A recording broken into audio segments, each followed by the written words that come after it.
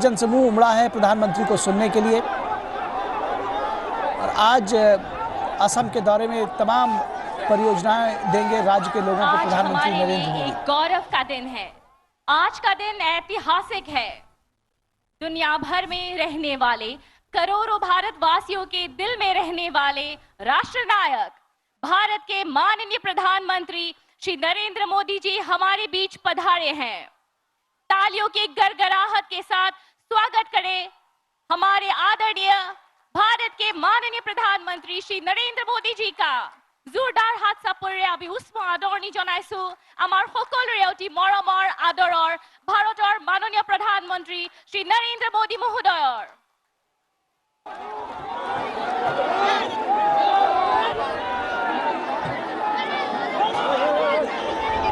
এতিয়া আমি বিনম্ৰ অনুৰোধ জনাইছো অসমৰ মাননীয় মুখ্যমন্ত্ৰী শ্ৰীযুত সৰ্বানন্দ সোণোৱাল মহোদয়ক আমাৰ আদৰৰ ভাৰতৰ মাননীয় প্ৰধানমন্ত্ৰী শ্ৰীযুত নৰেন্দ্ৰ মোদী মহোদয়ক परंपरागतভাৱে आदरणि जनाबोले हम निवेदन करते हैं असम के माननीय मुख्यमंत्री श्री सर्बानंद सोनोवाल जी से कि वे हमारे प्रिय भारत के माननीय प्रधानमंत्री श्री नरेंद्र मोदी जी का अभिनंदन करें, स्वागत सम्मान करें। एखोनी गामुसा जापी, उसी के साथ दा पर्वतिया मंदिर के ध्वज के चौखट के भग्नांश से जो तेजपुर के कुछ ही किलोमीटर दूर है, शायद असमिया मूर्तिकला के प्राचीनतम एवं उत्कृष्ट नमूने हैं। इसकी नक्काशी गुप्तकालीन मूर्तिकला वैशिष्टताओं को दर्शाता है। इस दो पर्वतिया मंदिर का एक पेंटिंग भेंट किया गया है हमारे आदरणीय प्रधानमंत्री जी को। अब हम निवेदन करते हैं असम के वित्त, स्वास्थ्य, लोक निर्माण आदि विभाग के माननीय मंत्री डॉक्टर हिमंत बिश्व शर्मा जी से कि वे स्वागत भाषण प्रस्तुत करें।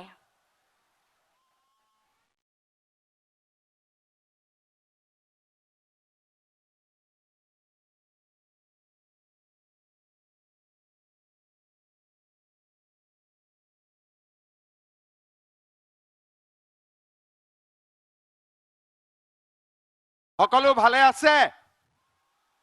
সকলো ভাল? সকলো ভালে আছে তো? মোৰ লগত সকলো একেলগে কব ভাৰত মাতা কি। অলপমান শব্দ কম হৈছে, মোদীজি আমাৰ সন্মুখত আছে, ঊৰ্জা বহুত পাব লাগে। একেলগে কব ভাৰত মাতা কি, ভাৰত মাতা কি, ভাৰত মাতা কি। বহুত বহুত ধন্যবাদ। ভাৰতৰ সন্মানীয় প্ৰধানমন্ত্ৰী আমাৰ আটাইৰে প্ৰেৰণাৰ স্ৰোত আৰু বিশ্বৰ এক মহান নেতা ভাৰতৰ সন্মানীয় প্ৰধানমন্ত্ৰী নৰেন্দ্ৰ মোদী ডাঙৰীয়া, অসমৰ সন্মানীয় মুখ্যমন্ত্ৰী সৰ্বানন্দ সোণোৱাল ডাঙৰীয়া, অসমৰ হৈ কেন্দ্ৰত আমাৰ জনগণক প্ৰতিনিধিত্ব কৰা ৰামেশ্বৰ তেলী ডাঙৰীয়া, ভাৰতীয় জনতা পাৰ্টিৰ ৰাজ্যিক সভাপতি ৰঞ্জিত দাস ডাঙৰীয়া, মোৰ সতীৰ্থ মন্ত্ৰীসকল, সাংসদসকল, ৰাষ্ট্ৰীয় সাধাৰণ সম্পাদক দিলীপ শইকীয়া ডাঙৰীয়া, ঢেকিয়াজুলি সমষ্টিৰ বিধায়ক অশোক সিংঘাল ডাঙৰীয়াকে আদি কৰি মঞ্চত সমবেত মোৰ সতীৰ্থ বিধায়কসকল আৰু আজি এই সভাত উপস্থিত হোৱা অগণন ৰাইজ, আই ভণ্টি আৰু দেউতা মাসকল, পোনপ্ৰথমে মই আপোনালোকক আজিৰ এই বৃহৎ আৰু অত্যন্ত ঐতিহাসিক সভালৈ অসম চৰকাৰ আৰু অসমৰ ৰাইজৰ হৈ আদৰণি জনাইছো। আমি সকলোৱে জানো স্বাধীনতা সংগ্ৰামত 20 ছেপ্টেম্বৰ 1942 চনত 13 জন বীৰ শ্বহীদে এই ঢেকিয়াজুলিৰ পবিত্ৰ ভূমিত সাম্ৰাজ্যবাদী ব্ৰিটিছ শাসনৰ পৰা ভাৰতক মুক্তি কৰিবলৈ प्राण आहुति दिसिल। स्वतंत्रता संग्राम में ये वीर भूमि ढेकियाजुली में 13 शहीदों ने आत्म बलिदान दिया था। इस वीर भूमि में हम सब मिलके हमारा माननीय प्रधानमंत्री मोदी जी को स्वागत करता हूं। श्रद्धा राइज, आमार মাজত नरेंद्र मोदी डांगरिया আজি उपस्थित আছে। मैं केइटामान कथा कम, बहुत बेसी कथा कब नुखुजो। 2020 सनत आमार অসম আৰু বিশ্বৰ বুকুলৈ कोविड महामारी আহিছিল। प्रधानमंत्री नरेंद्र मोदी डांगरियाई अकल भारतते নহয় বিশ্বৰ नेतृत्व लैছিল कोविड महामारीर बिरुद्धे যুঁজ दिबलै। तेखेतर अत्यंत व्यस्ततापूर्ण और राष्ट्र दुर्योगर সময়ত मोदी डांगरियाई অসমবাসীৰ ওচৰত থিয় হৈছিল।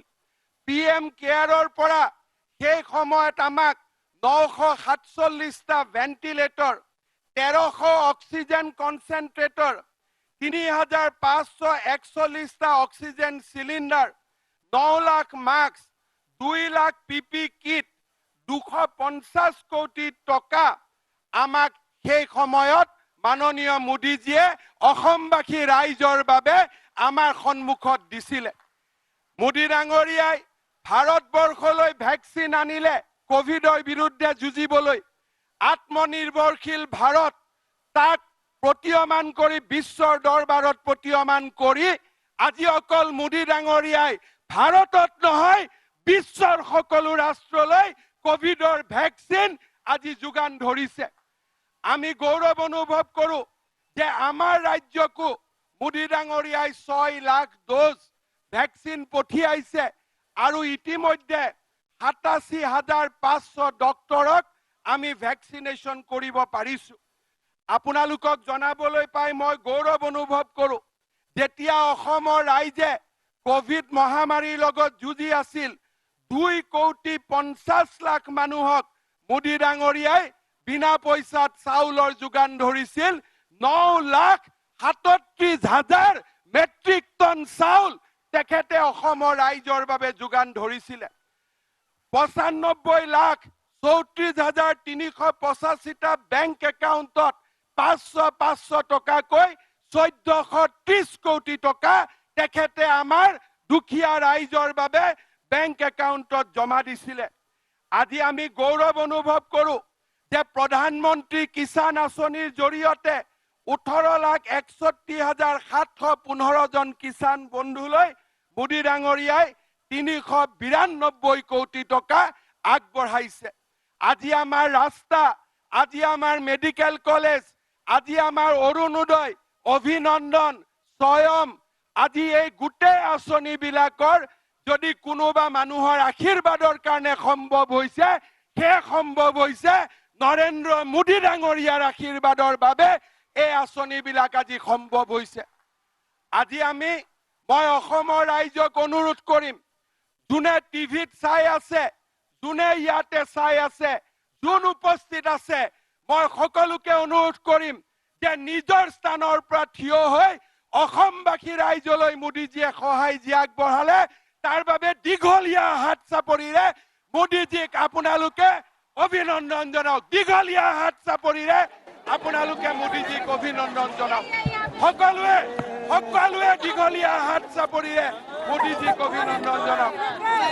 আজি মোদীজীৰ কাৰণে আমি কোভিডৰ লগত যুঁজিব পাৰিলো। মোদীজীৰ কাৰণে আমি অসমখনক পৰিৱৰ্তন কৰিব পাৰিলো। আৰু মোদীজীৰ কাৰণে আজি অসম ভাৰতৰ 5খন শক্তিশালী ৰাজ্যৰ ভিতৰত এখন হিচাপে থিয় হ'ব পাৰিছে দীঘলীয়া হাত চাপৰিৰে। শ্ৰদ্ধা ৰাইজ, আজিৰ দিনটো অসমৰ বাবে গৌৰৱৰ দিন। এখন নহয়, দুখন নহয়, আমাৰ ৰাজ্য চৰকাৰৰ দিনত ধুবুৰী, নলবাৰী, নগাঁও, কোকৰাঝাৰ, উত্তৰ লখিমপুৰ, তিনিচুকীয়া, ডিফুত আমি মেডিকেল কলেজ নিৰ্মাণৰ কামত আগবাঢ়িলো। এই প্ৰতিখন মেডিকেল কলেজ নিৰ্মাণৰ বাবে মোদী ডাঙৰীয়াই 180 কোটি টকাকৈ আমাক আগবঢ়াইছিল। আজি আমি গৌৰৱ অনুভৱ কৰো, জুলাই মাহৰ পৰা আৰু দিল্লীত এইমছৰ কাৰণে যাব নালাগে, চাংচাৰিত মোদী ডাঙৰীয়াই আমাক এইমছ দিলে আৰু জুলাই মাহৰ পৰা এইমছৰ কাম আৰম্ভ হ'ব। আজিৰ এই মঞ্চত অসম চৰকাৰে মোদী ডাঙৰীয়াক আমন্ত্ৰণ কৰিছিলে। বিশ্বনাথ চাৰিআলি আৰু চৰাইদেউ 2খন মেডিকেল কলেজৰ কাম আৰম্ভ কৰিবৰ বাবে মোদী ডাঙৰীয়াক আমি কৃতজ্ঞতা জনাইছো যে তেখেতৰ ব্যস্ততাপূৰ্ণ সময়ৰ মাজতো 564 কোটি টকা আৰু 557 কোটি টকাৰে নিৰ্মাণ হ'বলগীয়া চৰাইদেউ আৰু বিশ্বনাথৰ মেডিকেল কলেজৰ আদি মোদী ডাঙৰীয়াই আধাৰশিলা স্থাপন কৰিব। মই গৌৰৱ অনুভৱ কৰোঁ যে আজি আমাৰ অসমত 8,000 কোটি টকা খৰচ কৰি মোদী ডাঙৰীয়াই অসম মালা আঁচনিৰ কাম আজিৰ দিনটোৰ পৰা আৰম্ভ কৰিব, য'ত ঢেকিয়াজুলি আৰু বৰচলা সমষ্টিটো দুটা ডাঙৰ ৰাস্তা আমি নিৰ্মাণ কৰিব গৈ আছো। মই পুনৰবাৰ মোদী ডাঙৰীয়াক ঢেকিয়াজুলিত ৰৌতাৰ পৰা মিছামাৰী হৈ আৰু দলগাঁৱৰ পৰা শিঙৰি হৈ পুৰা ডিপুটালৈকে এই অসম মালাৰ অধীনত ৰাস্তা নিৰ্মাণ হ'ব গৈ আছে। শ্ৰদ্ধাৰ ৰাইজ, পুনৰ এবাৰ অসমৰ এই বীৰভূমিলৈ, আমাৰ জননী জন্মভূমি অসমলৈ আমি নৰেন্দ্ৰ মোদী ডাঙৰীয়াক সাদৰেৰে সৈতে আমি আদৰণি জনাইছো আৰু মোদী ডাঙৰীয়াক আমি আশ্বাস দিছো যে অসমত আকৌ এবাৰ মোদী চৰকাৰ, আকৌ এবাৰ সকলোৱে ক'ব, আকৌ এবাৰ, আকৌ এবাৰ, আকৌ এবাৰ। বহুত বহুত ধন্যবাদ। অসমৰ বিত্ত, স্বাস্থ্য, লোক নিৰ্মাণ আদি বিভাগৰ মাননীয় মন্ত্ৰী ডক্টৰ হিমন্ত বিশ্ব শৰ্মা মহোদয়লৈ আমি ধন্যবাদ জ্ঞাপন কৰিলো। अब हम निवेदन करते हैं असम के जनप्रिय मुख्यमंत्री श्री सर्बानंद सोनोवाल जी से कि वे अपना बहुमूल्य भाषण प्रस्तुत करें।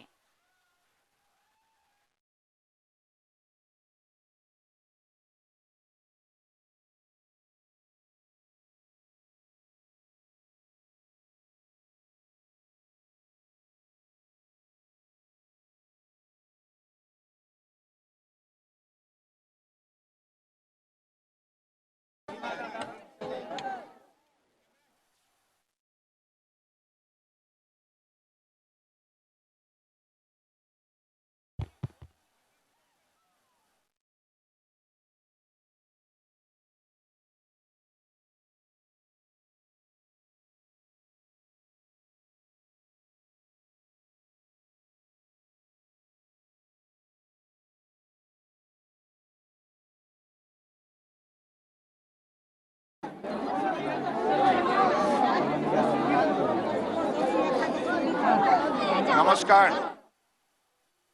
जोहार, खुलुमबाई, राम रईस।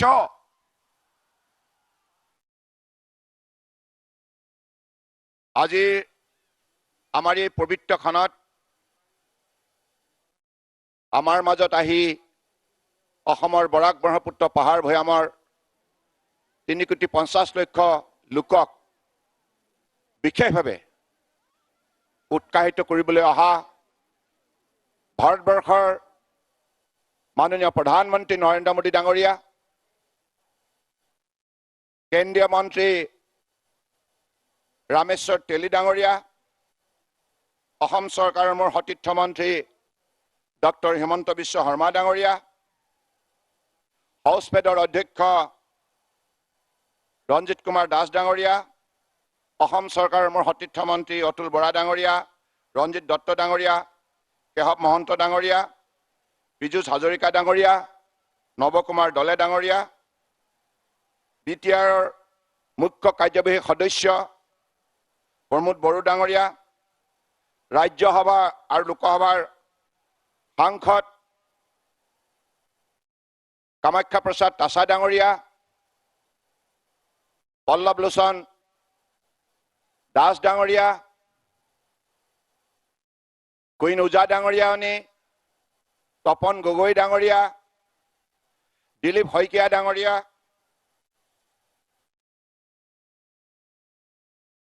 আৰু আজি এই সভাত উপস্থিত থকা মোৰ সতীৰ্থ বিধায়ক অশোক সিংঘাল ডাঙৰীয়া, পদ্ম হাজৰিকা ডাঙৰীয়া, বৃন্দাবন গোস্বামী ডাঙৰীয়া, গণেশ লিম্বু ডাঙৰীয়া, প্ৰমোদ বৰঠাকুৰ ডাঙৰীয়া, উৎপল বৰা ডাঙৰীয়া আৰু নৱনীতা সন্দিকৈ ডাঙৰীয়ানী, সমবেত পৰম শ্ৰদ্ধা ৰাইজ আৰু সাংবাদিক বন্ধুসকল, জয় জয়তে আজি এই শুভক্ষণত সমবেত হোৱা আপোনালোক সকলোৰে প্ৰতি মই মোৰ আন্তৰিক শ্ৰদ্ধা জ্ঞাপন কৰিছোঁ। আজি আমি এনে এখন সভাত সমবেত হৈছোঁ, যিখন সভাত আমাৰ দেশৰ আটাইতকৈ শক্তিশালী নেতা, আদৰ্শবাদী নেতা, প্ৰধানমন্ত্ৰী নৰেন্দ্ৰ মোদী ডাঙৰীয়া উপস্থিত আছে। আমি অসমৰ জনগণৰ তৰফৰ পৰা তেখেতক আন্তৰিকতাৰে শ্ৰদ্ধা আৰু কৃতজ্ঞতা জ্ঞাপন কৰিছোঁ।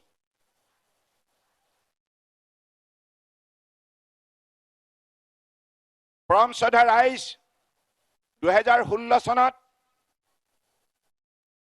ভাৰতীয় জনতা পাৰ্টীৰ নেতৃত্বত মিত্ৰজোঁটৰ যিখন চৰকাৰ, সেইখন চৰকাৰ গঠন প্ৰক্ৰিয়াত অসমৰ সকলো শ্ৰেণীৰ ৰাইজে আন্তৰিকতাৰে সহযোগিতা আগবঢ়াইছিল।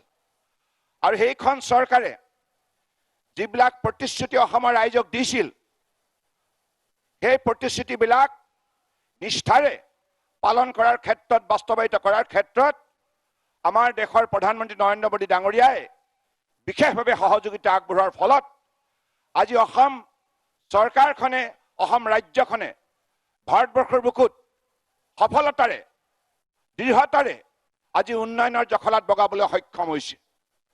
পৰম শ্ৰদ্ধা ৰাইজ, আপোনালোক সকলোৱে মিলি এইখন চৰকাৰ পৰিচালনা কৰাৰ ক্ষেত্ৰত উল্লেখযোগ্য ভূমিকা পালন কৰিছে, সহযোগিতা আগবঢ়াই আহিছে। গতিকে আজি মই বিশেষভাৱে এই কথা মৰ্মে মৰ্মে স্বীকাৰ কৰোঁ যে স্বাধীনতাৰ যোৱা ৭৪ বছৰৰ ভিতৰত কোনোবা প্ৰধানমন্ত্ৰীয়ে যদি অসমক ৰাষ্ট্ৰীয় কাৰ্যসূচীত আটাইতকৈ গুৰুত্বপূৰ্ণ স্থান দিছে, সেইগৰাকী মহান নেতা নৰেন্দ্ৰ মোদী ডাঙৰীয়া। আমি সকলোৱে কৃতজ্ঞতা চিন স্বৰূপে তেখেতৰ নামত নিশ্চিতভাৱে এটি জয়ধ্বনি দিয়া উচিত। নৰেন্দ্ৰ মোদী জিন্দাবাদ, নৰেন্দ্ৰ মোদী জিন্দাবাদ, নৰেন্দ্ৰ মোদী জিন্দাবাদ। আমি যিমানেই জিন্দাবাদ নিদিওঁ কিয় সিমানেই কম হ'ব। কাৰণ তেখেতে যিখন অসম কংগ্ৰেছৰ 55 বছৰীয়া শাসনকালত অসম তথা উত্তৰ পূৰ্বাঞ্চল ভাৰতবৰ্ষৰ মানচিত্ৰত মানুহে দেখা পোৱা নাছিল, কোনো ক্ষেত্ৰতে দেখা পোৱা নাছিল। কংগ্ৰেছৰ অপশাসনৰ বাবে, দুৰ্নীতি ভ্ৰষ্টাচাৰৰ বাবে এই অসমৰ ৰাইজে প্ৰাপ্য অধিকাৰৰ পৰা যোৱা 70 বছৰে বঞ্চিত হৈ আহিছিল। কিন্তু আজি মাননীয় প্ৰধানমন্ত্ৰী ডাঙৰীয়াই প্ৰধানমন্ত্ৰী দায়িত্ব লৈ 2014 চনৰ পৰা অসম তথা উত্তৰ পূৰ্বাঞ্চলৰ ক্ষীপ্ৰ উন্নয়নৰ বাবে যিমানখিনি শক্তিশালী পদক্ষেপ লৈছে, তাৰ বাবে আজি অসমে ভাৰতবৰ্ষৰ বুকুত এটা সুকীয়া মৰ্যাদা বুটলিবলৈ সক্ষম হৈছে।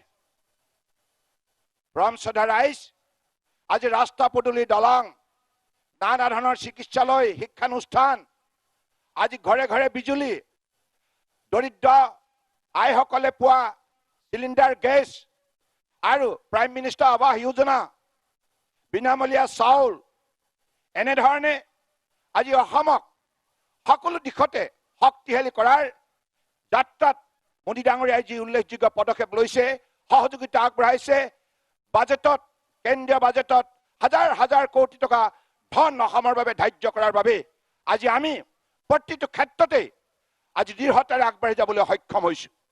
আজি চাহ শ্ৰমিক ৰাইজৰ বাবে শেহতীয়া যিখন বাজেট, চাহ শ্ৰমিক ৰাইজৰ মহিলা আৰু পুত্ৰ কন্যাৰ শিক্ষা আৰু স্বাস্থ্যৰ বাবে 1000 কোটি টকা ধাৰ্য কৰিছে।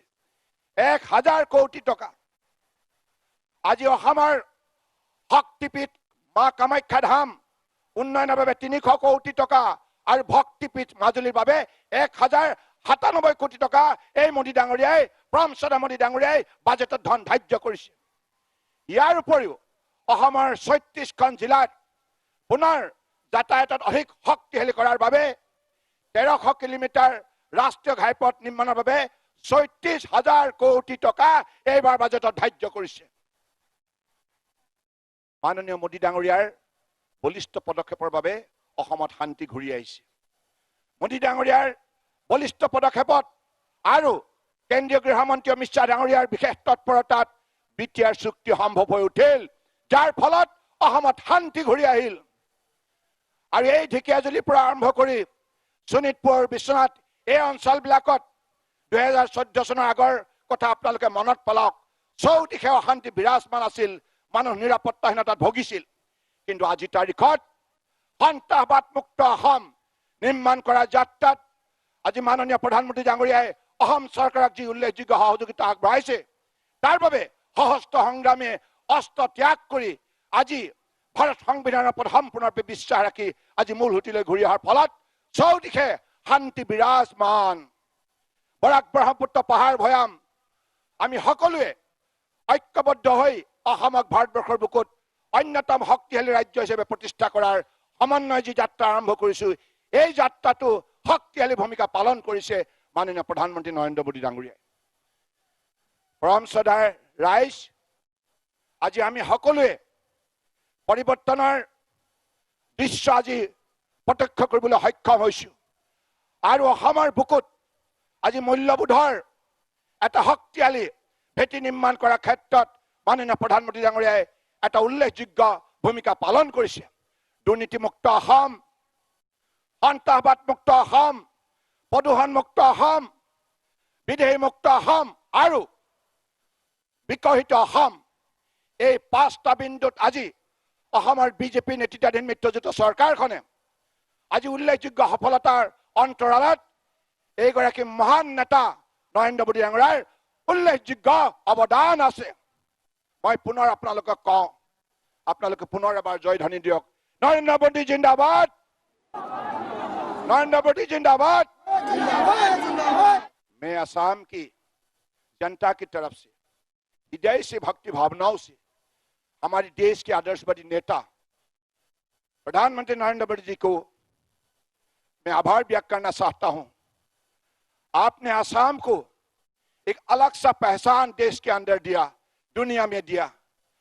आपकी निष्ठा और आपका भी ईमानदारी और आपका जो मेहनत, इसके वजह से आज आपने असम को उजागर करने में, प्रगति की रास्ते पर चलने में जो सहयोग किया, इसके लिए हम हमेशा आपके पास हमेशा हमारी कृतज्ञता हम जिंदा रखेंगे, क्योंकि आपने असम को अलग अलग प्रांतों पर, अलग अलग क्षेत्रों पर विकसित करने के लिए जो कदम पिछले 6 साल के अंदर लिया है, इसके वजह से आज असम में शांति व्यवस्था संभव हुआ है और विकास के रास्ते पर असम जोर से चलने लगा है।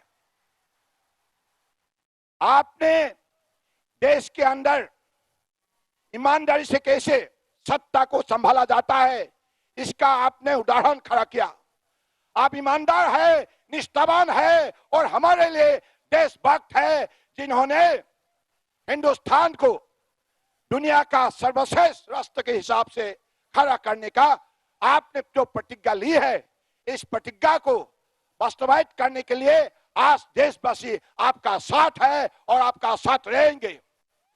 और हमने भी असम की जनता की तरफ से हमारे भी ये वादा है, आपने जो लक्ष्य हमें दिया है, ये एक भारत श्रेष्ठ भारत, इस लक्ष्य को हम भी सब मिलकर पूरा करेंगे और इस दिशा पर हमारे सद्भावना और हमारे दोस्ती समाज के अंदर जिंदा रखने के लिए, मजबूत करने के लिए हम दिन रात मेहनत करेंगे, ये हमारा वादा रहा।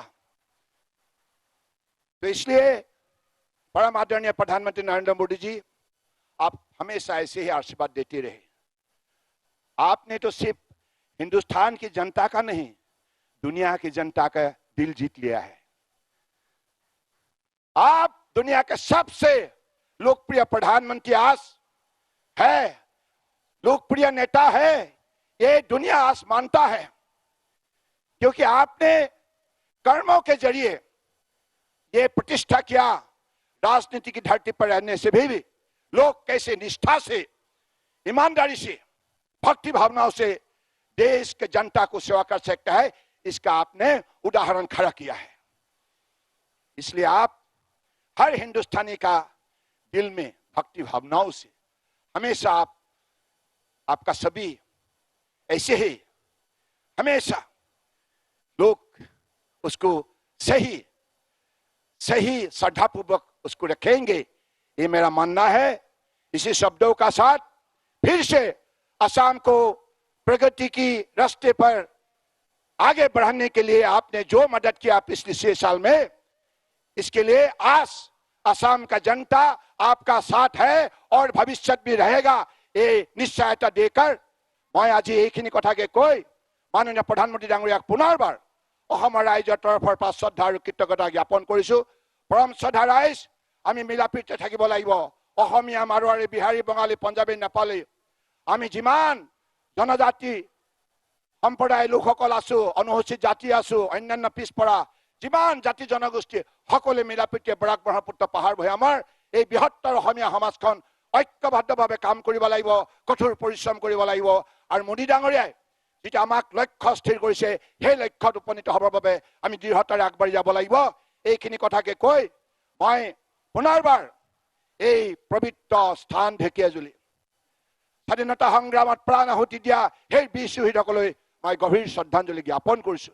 লগতে সেই 4গৰাকী মহান শিল্পী ৰূপকৰ জ্যোতিপ্ৰসাদ আগৰৱালা, কলাগুৰু বিষ্ণু ৰাভা, নটসূৰ্য ফণী শৰ্মা আৰু সুধাকণ্ঠ ডক্টৰ ভূপেন হাজৰিকা, যিগৰাকী মহান মনীষীয়ে সাংস্কৃতিক চিন্তা চৰ্চাৰ যোগেদি, গীত মাতৰ যোগেদি তেখেতসকলে সমন্বয় গীত ৰচনা কৰি আমাৰ মাজত ভাতৃত্ববোধ গঢ়ি তুলিছিল। সেই কেইগৰাকী মহান মনীষী শিল্পীলৈ মই গভীৰ শ্ৰদ্ধাঞ্জলি জ্ঞাপন কৰিছো। পুনৰবাৰ সমবেত সমূহ ৰাইজলৈ আন্তৰিকতাৰে নমস্কাৰ জনাইছো। জোহাৰ জোহাৰ, খোলম্বাই খোলম্বাই, राम रईसो, भारत माता की, भारत माता की, भारत माता की।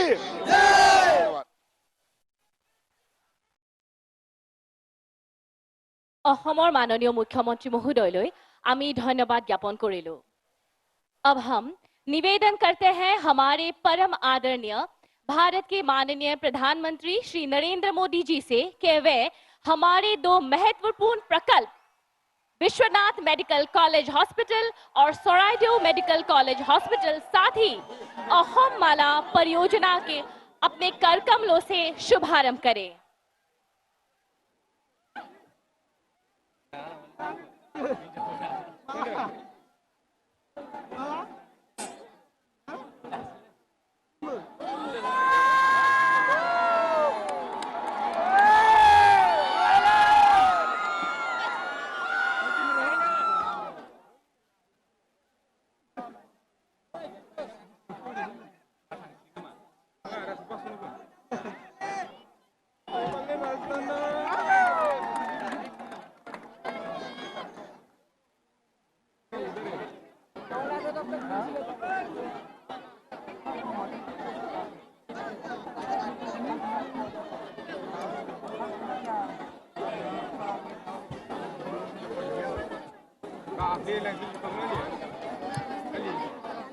हम धन्यवाद ज्ञापन करना चाहेंगे हमारे माननीय प्रधानमंत्री जी का, जिन्होंने इन महत्वपूर्ण प्रकल्प और परियोजना का अपने कर कमलों से शुभारंभ किया है। आज का दिन असम के विकास गाथा का एक सुनहरा अध्याय है। इन्हीं प्रकल्पों और परियोजना के ऊपर आधारित एक ह्रस्व चित्र आपके सामने अब प्रस्तुत है। असम उत्तर पूर्व का प्रवेश द्वार होने के साथ ही 7 बहनों का प्राण केंद्र, देश के स्वप्न दृष्टा नेता, प्रगतिशील नायक और पूर्वोत्तर के विकास के लिए सतत प्रयासरत प्रधानमंत्री श्री नरेंद्र मोदी जी के सबल नेतृत्व और दिशा निर्देश में असम सरकार स्वास्थ्य सेवा के क्षेत्र में दूरगामी परिवर्तन लाने में सफल रही है। प्रधानमंत्री के स्वप्न और संकल्प सबके लिए स्वास्थ्य सेवा से प्रेरित होकर असम सरकार लगातार स्वास्थ्य सेवा को उन्नत बनाने के प्रयास में लगी है।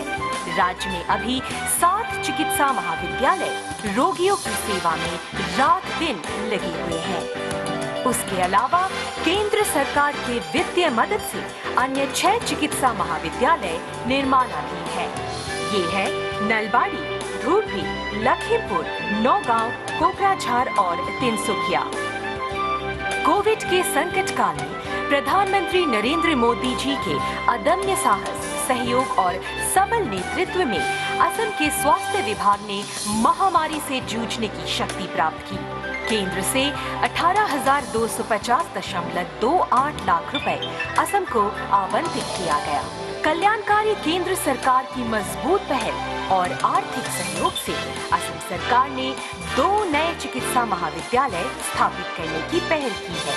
ये 2 चिकित्सा महाविद्यालय स्थापित होंगे ऊपरी असम के सौरायदेव और उत्तर असम के विश्वनाचार्यालय में। 564 करोड़ 43 लाख रुपए की लागत से विश्वनाथ में मेडिकल कॉलेज का निर्माण होगा और सौरायदेव में बनने वाले मेडिकल कॉलेज में 557 करोड़ खर्च किए जाएंगे। दोनों मेडिकल कॉलेजों में 500 बिस्तर और चिकित्सा शिक्षार्थियों के लिए 100 सीट उपलब्ध होंगे। इस बीच दोनों अस्पतालों के निर्माण कार्य की औपचारिकताएं पूरी हो चुकी हैं। सिर्फ स्वास्थ्य सेवा ही नहीं, यातायात व्यवस्था को सुगम बनाना भी केंद्र और राज्य सरकार का महत्वाकांक्षी लक्ष्य है। 2016 तक काफी बदहाल स्थिति में रहे राज्य की सड़कों के विकास के दृढ़ लक्ष्य के साथ लोक निर्माण विभाग ने राज्य और जिलाओं की राजमार्गों के विकास के सपने को साकार करने के लिए सन 2018-19 में 305 करोड़ रुपए की लागत से एक पायलट प्रोजेक्ट तैयार किया। इस परियोजना की सफलता से अनुभव लेते हुए राज्य के 550 किलोमीटर सड़कों के निर्माण के कुल 5,556 करोड़ रुपए की लागत से ये परियोजना तैयार की जा चुकी है, जिसका नाम रखा गया असम माला। हम सभी के लिए ये सौभाग्य का क्षण है। प्रगति के मंत्र के साथ सरकार द्वारा राज्य की उन्नति के लिए शुरू किए गए इन योजनाओं का आज देश के माननीय प्रधानमंत्री श्री नरेंद्र मोदी जी अपने कर कमलों से शुभारंभ करेंगे। आइए हम सभी विकास के इस ऐतिहासिक क्षण के गवाह बनें। तालियों की जोरदार गड़गड़ाहट से हम फिर से धन्यवाद करते हैं हमारे आदरणीय भारत के माननीय प्रधानमंत्री श्री नरेंद्र मोदी जी का। देश बदल रहा है, तेजी से आगे बढ़ रहा है, सशक्त और समर्थ बन रहा है। नए हौसले, नए सपने और नए संकल्प का हमारा ये नया भारत है और इसका निर्माण किया है हमारे माननीय प्रधानमंत्री जी ने, जिनके श्रम, यत्न और साधना से ये संभव हुआ है। हम अब निवेदन करते हैं हमारे राष्ट्र नायक भारत के माननीय प्रधानमंत्री श्री नरेंद्र मोदी जी से कि वे इस सभा को संबोधित करें। तालियों की गड़गड़ाहट से स्वागत करें भारत के माननीय प्रधानमंत्री जी का।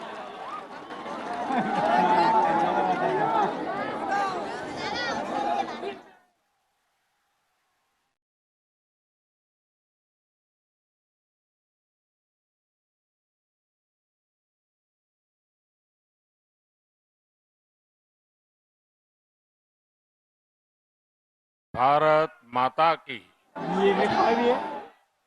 भारत माता की, भारत माता की। असम के जनप्रिय मुख्यमंत्री सर्बानंद सोनोवाल जी, केंद्रीय मंत्रिमंडल के मेरे सहयोगी रामेश्वर तेली जी, असम सरकार में मंत्री भाई हेमंता बिस्वा शर्मा जी, श्री अतुल बोरा जी, केशव महंता जी, रंजीत दत्ता जी, बोडोलैंड टेरिटोरियल रीजन के चीफ श्री प्रमोद बोरो जी, अन्य सभी सांसदगण, विधायकगण और मेरे प्यारे भाई और बहनों,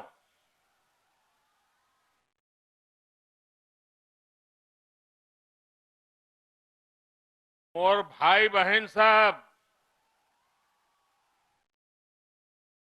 तहनी देर की खबर भाले तो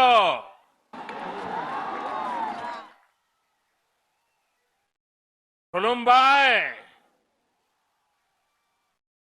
पंथा मोन्हा माबोरे दे। पिछले महीने मैं असम में आकर के गरीब, पीड़ित, शोषित, वंचित समाज के लोगों को जमीन के पट्टों के वितरण के कार्यक्रम का हिस्सा बनकर के मुझे एक सौभाग्य मिला था। तब मैंने कहा था कि असम के लोगों का स्नेह और आपका प्रेम इतना गहरा है कि वो मुझे बार बार असम ले आता है। अब एक बार फिर मैं आप सबको प्रणाम करने आया हूं, आप सबके दर्शन करने के लिए आया हूं। मैंने कल सोशल मीडिया पर देखा, फिर मैंने ट्वीट भी किया कि ढेकियाजुली को कितनी सुंदरता से सजाया गया है।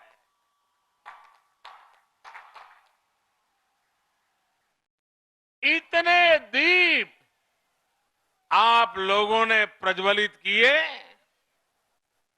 इस अपनेपन के लिए मैं असम की जनता के चरणों में प्रणाम करता हूं।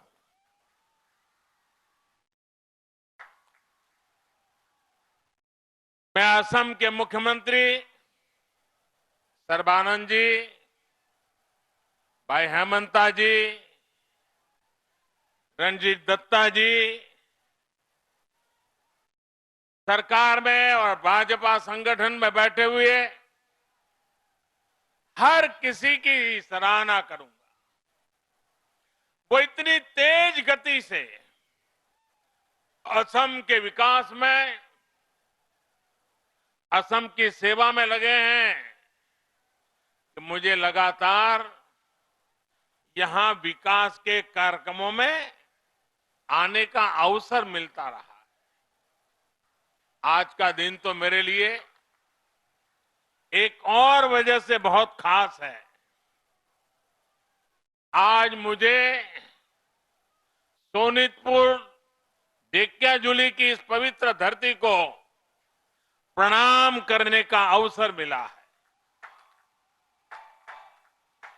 ये वही धरती है जहां रुद्रपद मंदिर के पास असम का सदियों पुराना इतिहास हमारे सामने आया था। ये वही धरती है जहां असम के लोगों ने आक्रमणकारियों को हराया था, अपनी एकता, अपनी शक्ति, अपने शौर्य का परिचय दिया था।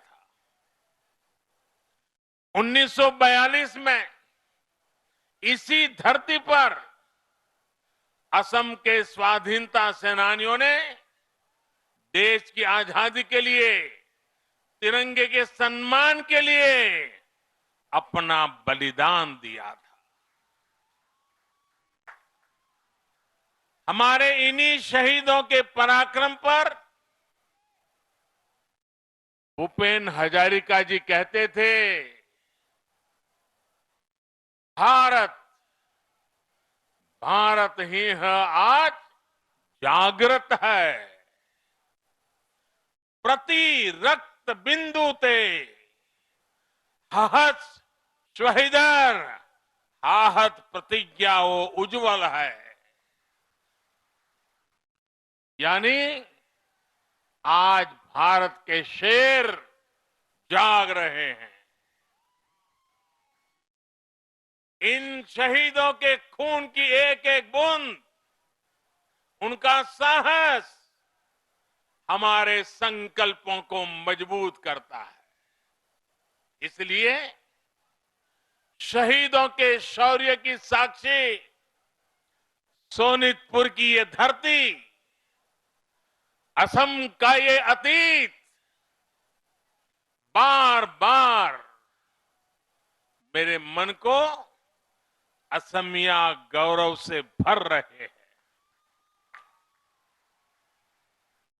साथियों, हम सब हमेशा से सुनते आए हैं, देखते आए हैं कि देश की पहली सुबह पूर्वोत्तर से होती है।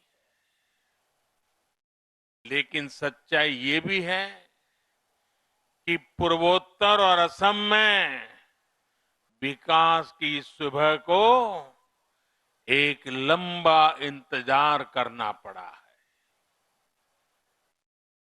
हिंसा, अभाव, तनाव, भेदभाव, पक्षपात, संघर्ष, इन सारी बातों को पीछे छोड़कर अब पूरा नॉर्थ ईस्ट विकास की राह पर आगे बढ़ रहा है और असम इसमें प्रमुख भूमिका निभा रहा है। ऐतिहासिक बोडो समझौते के बाद हाल ही में बोडोलैंड टेरिटोरियल काउंसिल के चुनावों ने यहां विकास और विश्वास का नया अध्याय लिख दिया है। आज का दिन भी असम के भाग्य और असम के भविष्य में इस बड़े बदलाव का साक्षी है। आज एक और विश्वनाथ और चरईदेव में 2 मेडिकल कॉलेजों का उपहार असम को मिल रहा है, तो वहीं असम माला के जरिए आधुनिक इंफ्रास्ट्रक्चर की नींव भी बढ़ी है। अखमर, बीकाखर, जातरात आज ही एक उल्लेखयोग्य दिन। यही बिखेक दिन टोत मैं अखम बाखिक आंतरिक अभिनंदन जनाइछो।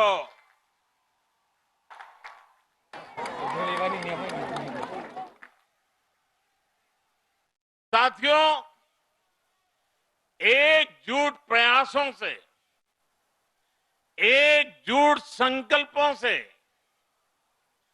कैसे परिणाम आते हैं, असम इसका बड़ा उदाहरण है।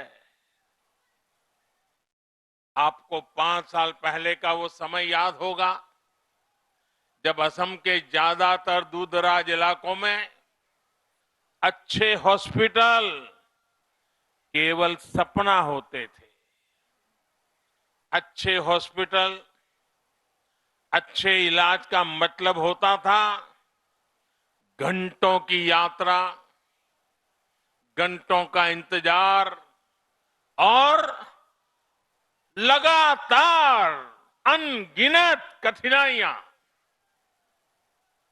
मुझे असम के लोगों ने बताया है कि उन्हें हमेशा यही चिंता रहती थी कि कोई मेडिकल इमरजेंसी ना आ जाए, लेकिन ये समस्याएं अब तेजी से समाधान की ओर आगे बढ़ रही है।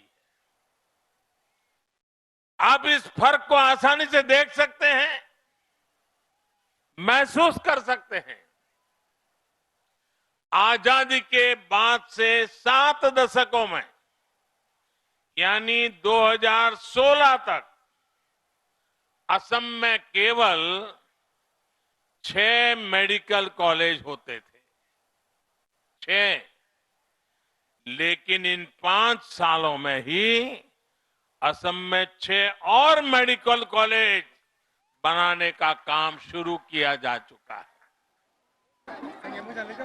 आज उत्तरी असम और अपर असम की जरूरतों को देखते हुए विश्वनाथ और चरईदेव में 2 और मेडिकल कॉलेजों का शिलान्यास हो गया है।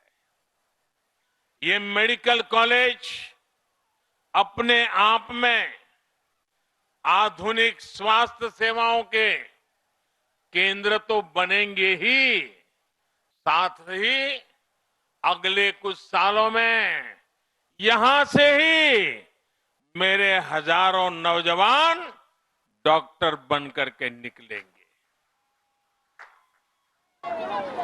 आप देखिए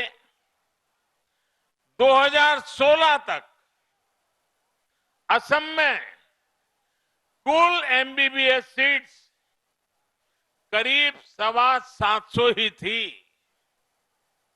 लेकिन ये नए मेडिकल कॉलेज जैसे ही शुरू होंगे, असम को हर साल 1600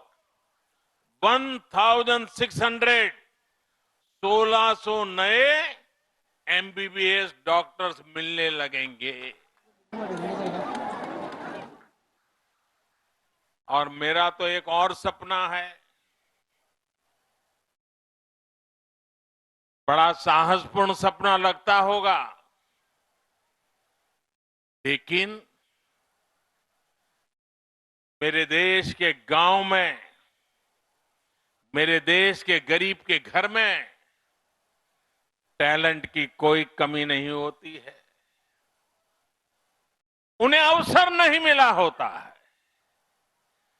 आजाद भारत जब 75 में प्रवेश कर रहा है, तो मेरा एक सपना है, हर राज्य में कम से कम एक मेडिकल कॉलेज, कम से कम एक टेक्निकल कॉलेज वो मातृभाषा में पढ़ाना शुरू करें। क्या असमिया भाषा में पढ़कर के कोई अच्छा डॉक्टर नहीं बन सकता है क्या? आजादी के 75 साल होने आए और इसलिए चुनाव के बाद जब नई सरकार बनेगी असम में, मैं यहां असम के लोगों की तरफ से आपको वादा करता हूं कि असम में भी एक मेडिकल कॉलेज स्थानीय भाषा में हम शुरू करेंगे, एक टेक्निकल कॉलेज स्थानीय भाषा में शुरू करेंगे और धीरे धीरे ये बढ़ेगा, कोई रोक नहीं पाएगा उसको। ये डॉक्टर्स असम के अलग अलग क्षेत्रों में, दूर दराज इलाकों में अपनी सेवाएं देंगे। इससे भी इलाज में सुविधा होगी, लोगों को इलाज के लिए बहुत दूर नहीं जाना होगा। साथियों, आज गुवाहाटी में एम्स का काम भी तेजी से आगे बढ़ रहा है। इसका काम अगले 1.5-2 सालों में पूरा भी हो जाएगा। एम्स के वर्तमान कैंपस में इसी एकेडमिक सत्र से एमबीबीएस का पहला बैच शुरू भी हो गया है। जैसे ही अगले कुछ सालों में इसका नया कैंपस तैयार होगा, आप देखेंगे गुवाहाटी आधुनिक स्वास्थ्य सेवाओं के केंद्र के तौर पर उभर करके सामने आएगा। एम्स गुवाहाटी केवल असम ही नहीं, बल्कि पूरे पूर्वोत्तर के जीवन में एक बड़ा परिवर्तन करने वाला है। आज जब मैं एम्स की बात कर रहा हूं तो एक सवाल आपके बीच पूछना चाहता हूं। देश की पिछली सरकारें ये क्यों नहीं समझ पाई कि गुवाहाटी में ही एम्स होगा तो आप लोगों को कितना लाभ होगा। वो लोग पूर्वोत्तर से इतना दूर थे कि आपकी तकलीफें कभी समझ ही नहीं पाए।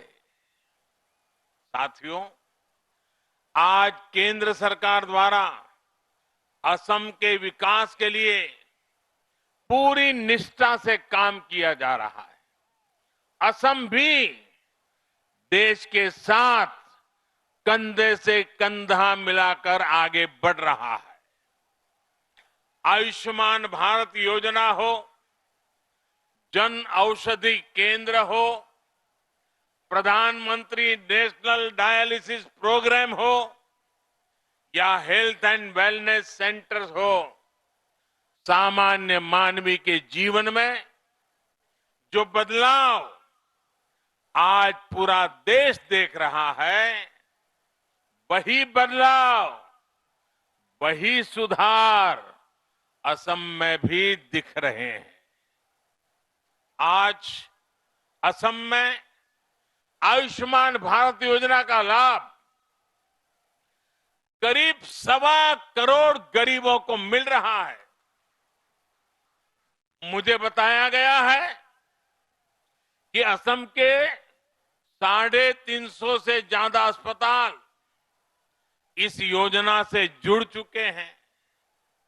इतने कम समय में असम के 1.5 लाख गरीब आयुष्मान भारत के तहत अपना मुफ्त इलाज करवा चुके हैं। इन सभी योजनाओं से असम के गरीबों के सैकड़ों करोड़ रुपए इलाज पर खर्च होने से बचे हैं। गरीब का पैसा बचा है। आयुष्मान भारत योजना के साथ ही लोगों को असम सरकार के अटल अमृत अभियान से भी फायदा हो रहा है। इस योजना में गरीबों के साथ ही सामान्य वर्ग के नागरिकों को भी बेहद कम किस्त पर स्वास्थ्य बीमा का लाभ दिया जा रहा है। इसके साथ ही असम के कोने कोने में हेल्थ एंड वेलनेस सेंटर्स भी खोले जा रहे हैं, जो गांव गरीब के प्राथमिक स्वास्थ्य की चिंता कर रहे हैं। मुझे बताया गया है इन सेंटर्स पर अब तक 55 लाख से ज्यादा असम के भाई बहनों ने अपना शुरुआती इलाज कराया है। साथियों, स्वास्थ्य सेवाओं को लेकर संवेदनशीलता और आधुनिक सुविधाओं के महत्व को कोरोना काल में देश ने बखूबी महसूस किया है। देश ने कोरोना से जिस तरह से लड़ाई लड़ी है, जितने प्रभावी तरीके से भारत अपना वैक्सीन प्रोग्राम चला रहा है, उसकी तारीफ आज पूरी दुनिया कर रही है। कोरोना से सबक लेते हुए देश ने हर देशवासी के जीवन को सुरक्षित और आसान बनाने के लिए और तेजी से काम करना शुरू कर दिया है।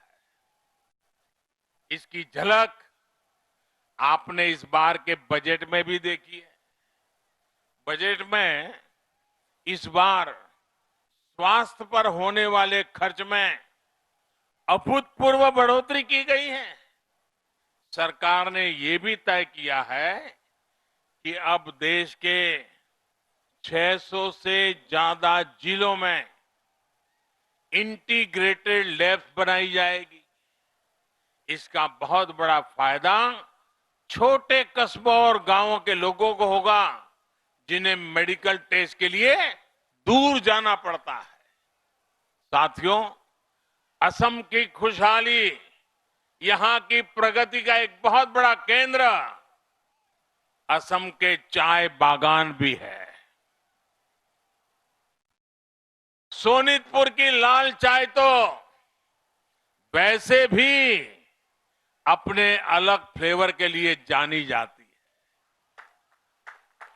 सोनितपुर और असम की चाय का स्वाद कितना खास होता है, ये मुझसे बेहतर भला कौन जानेगा।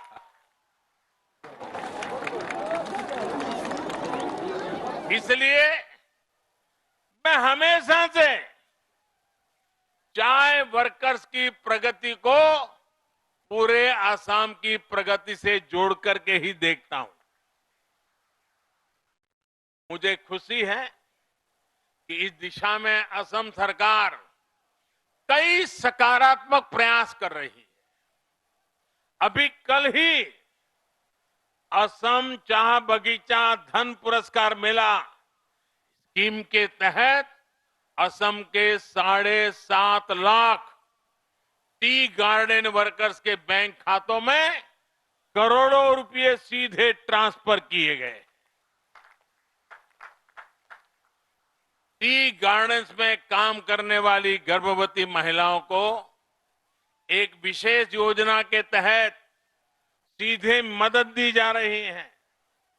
टी वर्कर्स और उनके परिवार के स्वास्थ्य की देखभाल के लिए, जांच और इलाज के लिए टी गार्डन्स में ही मोबाइल मेडिकल यूनिट भी भेजी जाती है।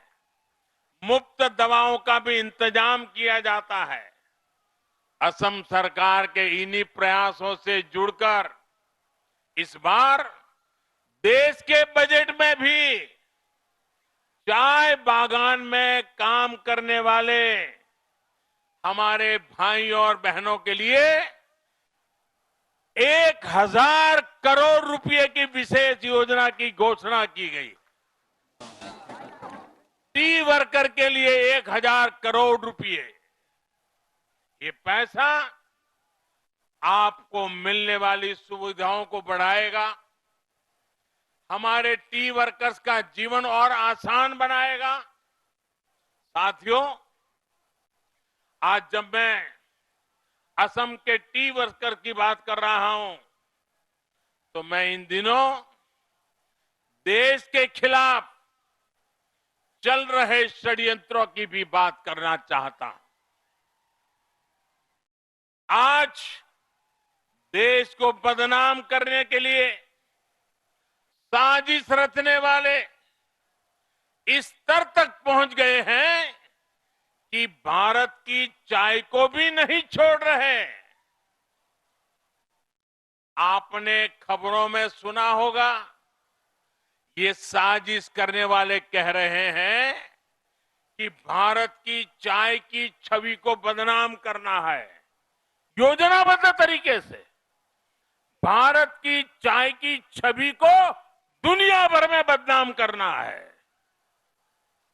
कुछ दस्तावेज सामने आए हैं जिनसे खुलासा होता है कि विदेश में बैठी कुछ ताकतें चाय के साथ भारत की जो पहचान जुड़ी है उस पर हमला करने की फिराक में है। क्या आपको ये हमला मंजूर है? आपको ये हमला मंजूर है? इस हमले के बाद चुप रहने वाले लोग मंजूर है आपको? हमले करने वालों की तारीफ करने वाले मंजूर है क्या आपको? हर किसी को जवाब देना पड़ेगा जिन्होंने हिंदुस्तान की चाय को बदनाम करने का बीड़ा उठाया है। और उनके लिए यहां जो चुप बैठे हैं, ये सभी राजनीतिक दलों को हर चाय बागान जवाब मांगेगा। हिंदुस्तान की चाय पीने वाला हर इंसान जवाब मांगेगा। मैं असम की धरती से इन षड्यंत्रकारियों से कहना चाहता हूं, ये जितने मर्जी षड्यंत्र कर ले, देश इनके नापाक मंसूबों को कामयाब नहीं होने देगा। मेरा टी वर्कर इस लड़ाई को जीत के रहेगा। भारत की चाय पर किए जा रहे इन हमलों में इतनी ताकत नहीं है कि वो हमारे टी गार्डन वर्कर्स के परिश्रम का मुकाबला कर सके। देश इसी तरह विकास और प्रगति के रास्ते पर बढ़ता रहेगा। असम इसी तरह विकास की नई नई ऊंचाइयों को छूता रहेगा। असम के विकास का ये पहिया इसी तेज गति से घूमता रहेगा। साथियों, आज जब असम में हर क्षेत्र में इतना काम हो रहा है, हर वर्ग और हर क्षेत्र का विकास हो रहा है, तो ये भी जरूरी है कि असम का सामर्थ्य और बढ़े।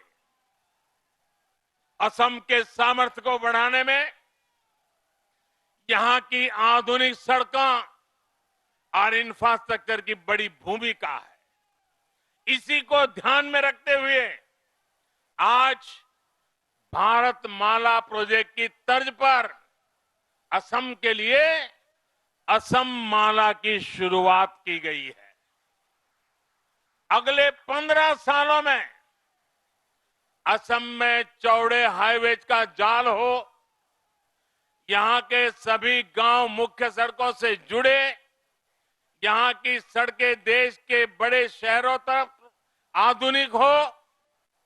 असम माला प्रोजेक्ट आपके सपनों को पूरा करेगा, आपका सामर्थ्य बढ़ाएगा। पिछले कुछ सालों में असम में हजारों किलोमीटर सड़कें बनाई गई हैं, नए नए पुल बनाए गए हैं। आज भूपेन हजारिका ब्रिज और सराय घाट ब्रिज असम की आधुनिक पहचान का हिस्सा बन रहे हैं। आने वाले दिनों में ये काम और भी तेज होने वाला है। विकास और प्रगति की गति को बढ़ाने के लिए इस बार बजट में इंफ्रास्ट्रक्चर पर अभूतपूर्व जोर दिया गया है। एक तरफ आधुनिक इंफ्रास्ट्रक्चर पर काम, तो दूसरी तरफ असम माला जैसे प्रोजेक्ट से कनेक्टिविटी बढ़ाने के काम। आप कल्पना करिए आने वाले दिनों में असम में कितना काम होने वाला है और इस काम में कितने युवाओं को रोजगार मिलने वाला है। जब हाईवे बेहतर होंगे, कनेक्टिविटी बेहतर होगी, तो व्यापार और उद्योग भी बढ़ेंगे, पर्यटन भी बढ़ेगा। इससे भी हमारे युवाओं के लिए रोजगार के नए अवसर तैयार होंगे, असम के विकास को नई गति मिलेगी। साथियों, असम के प्रसिद्ध कवि रूप कंवर ज्योति प्रसाद अग्रवाल की पंक्तियां हैं, मेरी नया भारत की नया छवि जागा रे जागा रे। आज इन्हीं पंक्तियों को साकार करके हमें नए भारत को जगाना है।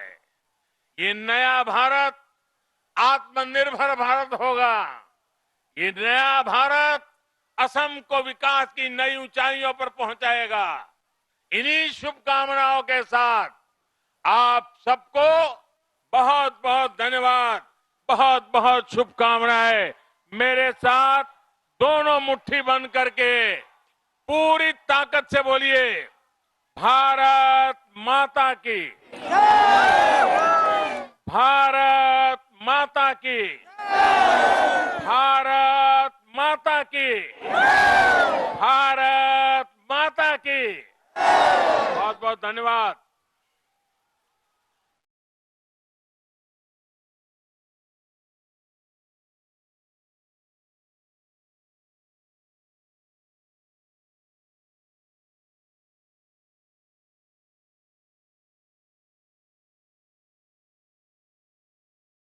वादे नहीं इरादे लेके आए भारत के माननीय प्रधानमंत्री श्री नरेंद्र मोदी जी का हम हृदय से धन्यवाद करते हैं।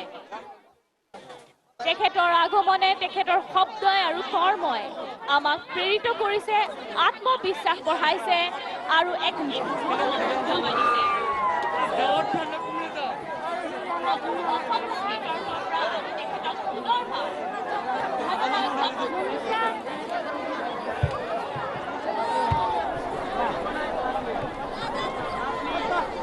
আৰু আজিৰ এই সভাখনি মঞ্চত উপস্থিত থকা আটাইকেইগৰাকী অতিথিলৈ ধন্যবাদ জ্ঞাপন কৰিছোঁ।